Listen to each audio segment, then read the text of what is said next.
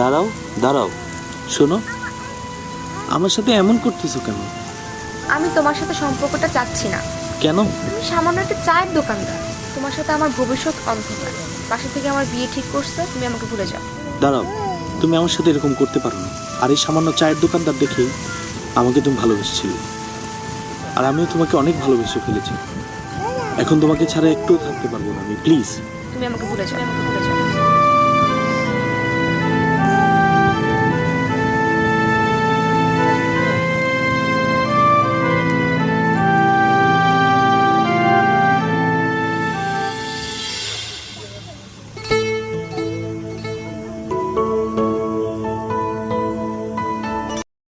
Likey